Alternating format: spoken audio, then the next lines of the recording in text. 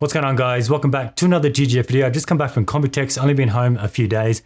Jet lag actually hit me pretty bad, so hopefully I can get through this video. I do have a heap of other videos coming up soon. Computex did put me behind a little bit. I do have the VI50 Creator Wi-Fi Neo I need to cover. The Lianli desk I just finished, that came out really good. I'm actually going to do an overview video on that one. Had a lot of questions about that. The Edelkrone fittings have just arrived. I've been really pushing those, so they arrived yesterday. I want to do a lot of content on those new fittings. And then I'm going to start my basement studio tour series of videos. I'm actually going to break them up into each area, like the filming area, the lounge area, the gaming and editing area, rather than one full one, because it'll just take too long. And I'm probably going to try and get a sponsor for each separate video, so that should be pretty sweet. But today we're going to look at the ROG STRIX X870E-E Gaming Wi-Fi 7 Neo. Now, this was one of the refresh AMD boards that was sort of announced at CES. I'm not actually sure when these hit the market, but I do think they've been out for a month or two now. Just let me get the remaining bits out of here. So yeah, I'll cover the Pro board in like the next video or two. That one won't have the fancy AIOQ connector. It is the Neo refresh, but I won't have that fancy connector because being Pro, I don't think they're going to push it over to that. It's more for the ROG gamery sort of style of boards. Now, let's have a look at the visuals overall. Very, very interesting way they've done these heatsink covers. You can get that right there in the light. Mind you, this light up here, that really annoys me, but I do need that light up there, that little round one. Kind of interesting there. Also here, this little round thing, can't even see what that says.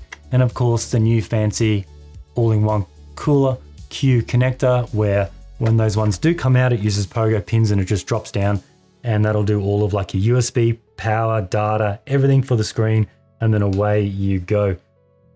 64 meg BIOS is on these boards. That'll give you an enhanced BIOS experience. It looks cleaner, it's got charts and it's more visual.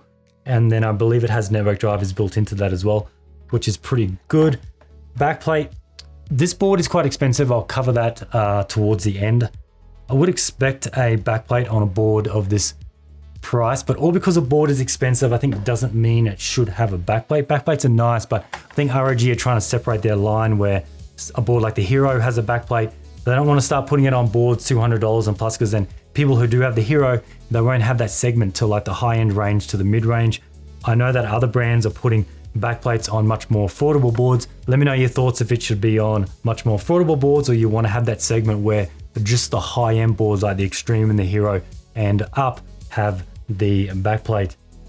The power reset buttons over here, I would expect that on a board of this caliber, this price. The post code LED is there, and then also we have BIOS and clear CMOS, and just look at that rear IO for all the USB. I'll cover that later on. So much USB on this board, it is insane. I'm going to speed through this a little bit. A lot of these features I do cover all the time. I'm trying to get these videos down to maybe 15 minutes now, but they normally do bloat out. Power is 18 plus 2 plus 2 power solution, 110 amps per stage. Now that is only 2 less than the Dark Hero, so very, very beefy power solution. You can see a bit of shimmer of the heat pipe through the heatsink. On this other camera you can see it, and then that also runs. I get my fingers all over this. You can also see it just runs under here. So plenty of cooling, plenty of power. Do you need 18 phases? Does everyone need that? No. To some people, maybe. Overclockers, maybe. But yeah, 18, definitely more than enough.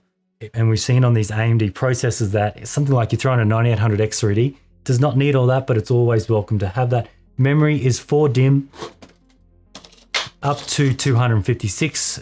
Because we now have 64 gig modules, we actually now have 128s, but obviously those ones are more designed for the 2 DIMM boards. 4 DIMM board, you're going to stick to 64 gig modules. I always have these memory sticks just sitting in the drawer here, because I do like to throw in some memory just to see how things look, how fitment is, and all of that. Up to 8600 mega transfers plus OC, of course. For DIMM, you're probably not going to get that.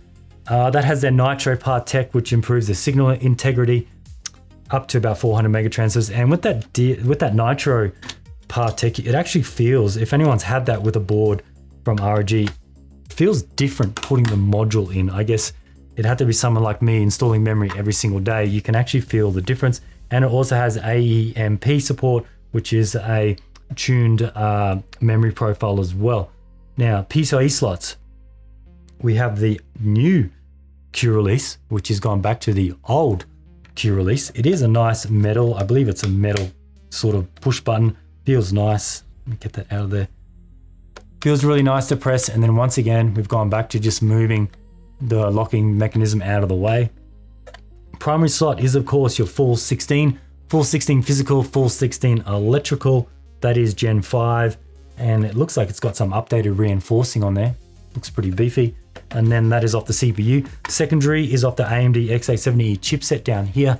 That is a PCIe Gen 4, physical 16, no special fancy latching, just the manual one. And then that is locked in at by 4 mode. So by 4 is the max you'll get, physical 16, and you can see at the back there by 4. You can't see it on the the primary slot, the Gen 5, because that uses a different surface mount technology where it doesn't go sort of through the board. It just stops at a certain layer. That's why you can't see it. For the M.2 slots, we have 5. I kind of thought there might have been a few more, but I guess that is what it is. I covered a Intel, I think it was the Dash E or the Dash F Intel, and then that had 7. Let's have a look at the whopping big, get this in focus, primary M.2 heatsink. Come on. All the way around there, and that heatsink wraps all the way through. Looks pretty cool. Then we have the other one below. This one's nothing. This one is just a heatsink for the AMD chipset. I believe there's like something here and something here, so that doesn't come undone. So we have 5. Your 2 primary, or this is your primary, secondary Gen 5, primary Gen 5, this one here.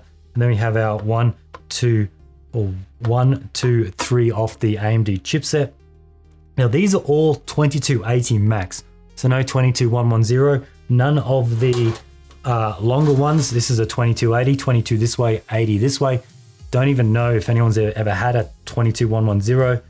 The mechanism for this is what ROG are calling it, is the M.2 Q release. No M.2 Q slide on this board. The slide is the one where it kind of slides and hold it in. That's mainly on the larger slots because you can slide it down lower. We don't need that, but we do have the M.2 Q latch, which is the one where you pop it in and then you just clip this in and that's it, latched in. No screws, no turning anything, it just latches in and then you just push that back out of the way like so. If I can actually reach it with my finger, it's really close to this slot. There we go, just pops up straight like that. So yeah, as I said, the primary 1 and 2 are both Gen 5 by 4. Then we have 3 off the chipset, which are all Gen 4 by 4. So Gen 4, Gen 4, Gen 4. Now, we do have some sharing. I will talk about that one now. The USB 40 gigabit Type-C, so the 2 on the rear and the M.2 2, which is this one here, second one off the CPU, they share the same bandwidth. Both run at by 2 when a device is installed in the M.2. So if you install a drive in here, so you grab an SSD, you install it in here, this will now run it by 2 and your USB will be halved. Your USB 4, not all the USB, just the 2 USB 4 will be halved. Now there are BIOS options, you can change that, you can disable the USB, you can have this running at full speed if you want. So just be mindful on that. If you want to pick up this board and run both of these and all your USB, you have to choose one or the other. It seems interesting that ROG are moving away from lane allocation from your primary. Back in even last year, if the second slot was shared, it was normally shared with the primary Gen 5 PCIe slot. Whereas if you put a slot in here, this one ran at like by 8 or something like that. Now they're moving away from this. They're sharing the secondary slot with the USB 4. Then second to that, the M.2 3, which is I'm calling this one the top right over here. This one shares bandwidth with the bottom Gen 4 slot. So the physical 16 electrical by 4, this one here, is shared with this. So if you put a M.2 in this one, you will lose this slot completely. So that's something to be mindful. If you want to pick up this board, you intend to use both of these slots, then all of the 5 M.2, you have to kind of rearrange your config because these two share. You can do one or the other. So I always like to get that out of the way just to make it a little bit clearer. It's always a little bit confusing, but that is what it is. Now, Realtek network around the back for the Ethernet, 5 gigabit. For a board of this caliber, I would have liked maybe a secondary NIC. I know this is a gamery board, but geez, even the ROG Extreme and all of those have 2, so maybe something a little bit more beefier. Then the Wi-Fi 7 is 2x2 Wi-Fi 7, a MediaTek M27927, and of course we have the Q antenna, which ROG are calling it. This is magnetic. I don't think anything on this board is probably going to stick because it's probably all aluminum. And then it also features 320 megahertz channel bandwidth for that extra throughput. Now let's get to the interesting stuff on the rear, the USB. Now, rear USB has a whopping 13 ports in total, all right here. That's 3 more than the Dark Hero. So we have 2 USB 40, these 2 here, they do display as well. I'll talk about that in a second. We have an additional USB 10, which does 30 watt power delivery for fast charging. That's the one with the little lightning bolt. Don't get confused with Thunderbolt. It's a lightning bolt for the fast charge. And then we have an additional normal USB 10, which is just here. So we got 4 Type-C. Then we have 9 additional 10, which are all in the form of Type A. 1, 2, 3, 4, 5, 6, 7, 8, 9. So no blue, which are the 5, no black, which are the USB 2. All the rest of these red Type A are USB 10. So that's pretty insane on this board. So that's 3 more than the Dark Hero. Then moving on to the front I/O. Pretty impressive as well. We have a total of 12 ports. That is 2 more than the Dark Hero again. So we have not 1, but a total of 2 USB 20 gigabit Type-C. We got 1 front facing one here, and then we have 1 on the right angle just here. Don't even know any cases that support dual USB. There's cases that support dual USB Type-C, but whether they both do USB 20 is another thing. Then we also have dual USB 5 gigabit. There's a straight one there. There's a right angle one there. That gives you an additional 4 USB 5 gigabit Type A ports there and there. Then we have 3 USB 2.0 headers, which give you an additional 6 USB 2.0 ports. So we got 1, 2, 3. So that's what ROG are doing in their new refresh on these Neo boards. No doubt that probably future boards from even Intel or other AMD boards will have 3, mainly because there's a lot of companies doing things like fan controllers, RGB hubs, all-in-one coolers or screens. Everything like that is going to use these USB headers. Not so much on this board if you're using the new ROG all-in-one cooler that has the QAIO connector, because that'll eliminate having to use the USB, because this should in theory do like data through the USB, power and all that. So that'll save you having to plug something in to the USB if you go at that ROG all-in-one cooler whenever that is going to come out. Graphics, we have DisplayPort version 1.4a, 2 of those, and then HDMI. It says 4K 60. I believe it'll probably do more than that. It's weird how ROG do it on their website. They always have their specs for their display output less than other companies on their websites. I'm not sure why they do that. The rest of the rear I/O, I covered that there's BIOS and clear CMOS. But yeah, that's it on this board. I think, let me know what you think. Price on this board. Now, it's in a tricky spot because the original Hero has been on sale for a little while now. It's been out for a while.